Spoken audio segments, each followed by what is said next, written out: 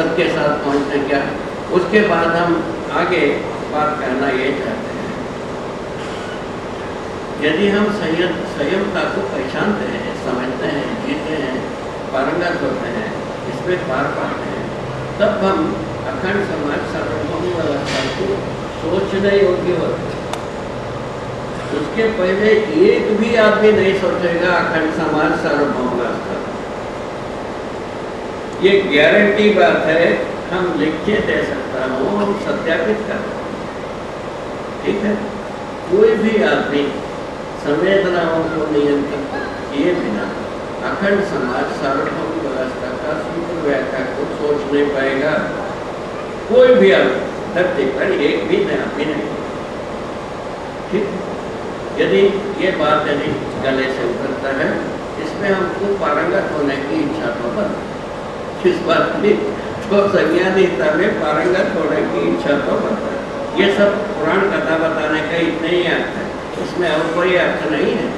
संज्ञानीयता में पारंगत होने की इच्छा बलवती हो, इसी कामना से इस प्रकार से हमने प्रस्तुत। ये यदि प्रस्तुति आपको उन्होंने स्वागत होता है, स्वीकार होता है, उसके आगे की बात यह है अखंड समाज का क्या मतलब।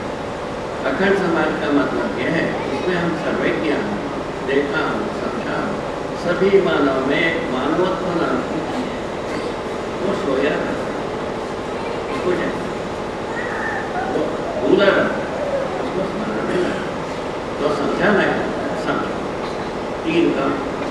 तीन काम में हमको लगा, कौन लगेगा इसको, जो पारंगत है संज्ञानीयता में, संवेदनाएं नियंत्रित होकर के अखंड समाज सार्वभौम व्यवस्था का सूत्र व्याख्या को पा चुके हैं, उसको प्रमाणित करने के क्रम में ये सब है।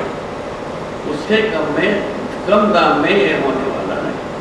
हम बहुत कुछ सोचे हैं, समझे हैं, योग विधि से, अभ्यास विधि से, उपदेश विधि से बहुत कुछ आशय तो व्यक्त हुआ, किंतु वो प्रमाण में आना, परंपरा में होना और जीना, ये जगह में हम आए नहीं। वो आने की आवश्यकता है। कैसे आवश्यकता आ गई पूछा, उसके लिए एक ही उत्तर है, धरती बीमार हो गई है। धरती के साथ क्या कई को बीमार हो गया, मानव का अपराध से बीमार हो गया, मानव अपराध प्रवृत्ति से मुक्त होना है। इसीलिए अखंड समाज सार्वभौम व्यवस्था के सूत्र व्याख्या के पास जाते हैं और कोई आशय नहीं। यदि मानव सोचता है कि हमको इस धरती पर रहना नहीं है, जो कर रहे हैं वो बहुत अच्छी और करें, जल्दी हो जाए, इसमें भी हम आशीष कर सकते हैं, ठीक है। हमारा अपेक्षा यही है, मानव इस धरती पर चिरकाल रहे, जागृति से रहे, अखंड समाज को प्रमाणित करें, सार्वभौम व्यवस्था में जीव, इस आशय से मैं प्रस्तुत जो प्रस्तुत हुआ पूछा, तो संयोग से मेरे ही संस्कार से मैं वैदिक विचार के चिंतन को देखा, समझा और उसमें जीने के लिए प्रश्न किया।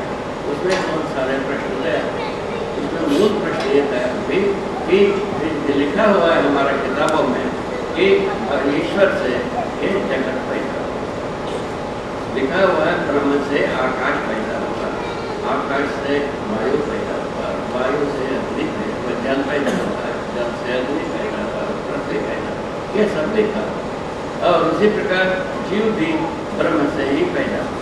ब्रह्म का परछाई माए पर पड़ने पर जीव को प्रत्याशय की जीव को ये, तो ऐसे दोनों ब्रह्म से पैदा हुआ। अंत में लिख दिया ब्रह्म सत्य जगत में, ये हमने पढ़ा है, हमारे किताबों में पढ़ा है, किताबों में लिखा हुआ है, आप भी पढ़ सकते हैं। ये पढ़ने के बाद हमारा मन में बड़ी आंदोलन हुई, ये सत्य से मिथ्या पैदा हो सकता है, क्या हो सकता है। हम इसके ऊपर दंगलबाजी करने लगे। हमारा परिवार श्रेष्ठतम वैदिक परिवार के सम्मान प्राप्त किया हुआ परिवार अब काफ़ी परेशान हो, हम भी परेशान हो, हमने तो नहीं कुछ हुआ ही होगा। तो अंत तो गरबा हमको रमण महर्षि जो उस समय में जीवित थे, उन्होंने उनसे पूछा गया, उन्होंने एक ही बताया कि समाधि में ही इसका उत्तर किताबों में लिखा भी है, समाधि में अज्ञान ज्ञान।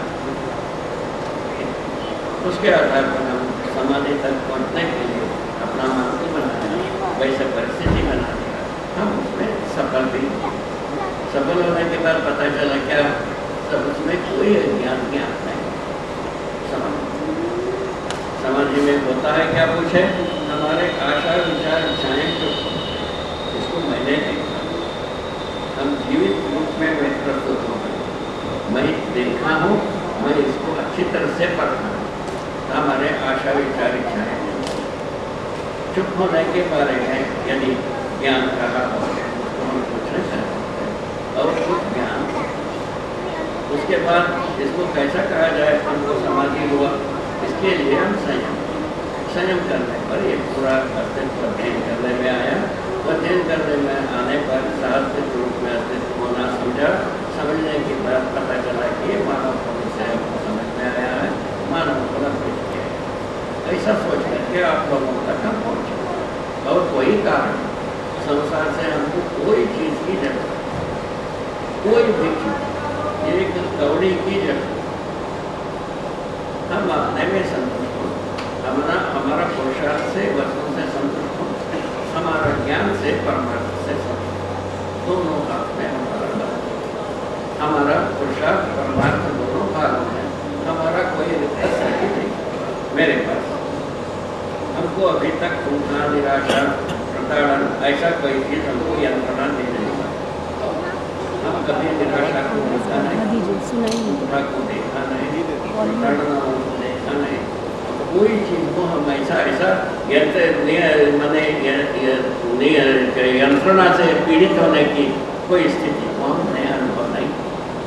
ये हमारा जन्मजात या परिवार का महिमा से या जन्म महापुरुषों का कृपा से या बुजुर्गों के आशीर्वाद से ऐसे कुछ घटना है, उसको ऐसे ही मैं कहूँगा। तो अब जो है ना, जो हम पाए उसको हम वितरित करने के पक्ष में, तो मानव तक पहुँचा के तो देखें कैसा होता है, मानव कैसा स्वीकार करेगा। यदि स्वीकार करता है इस धरती पर मानव जाति रह सकता है, यदि स्वीकार नहीं होगा इससे अच्छे कोई चीज़ को अनुसंधान करना पड़ेगा, या नहीं तो इसको समझना तो पड़ेगा। दो में से इससे अच्छे चीज़ को अनुसंधान कर ले, ठीक है, इससे तो अच्छे ही होगी, इससे अच्छे बुरे तो कोई मानेगा नहीं। कम से कम इतने को तो समझ सकते हैं, समझाने योग्य हमने किया। उसमें कमियां हमारे पास ये थी, हम कोई विधिवत स्कूल कॉलेज में पढ़ा हुआ आदमी नहीं, स्कूली शिक्षा हमारे पास कुछ भी नहीं, ठीक है।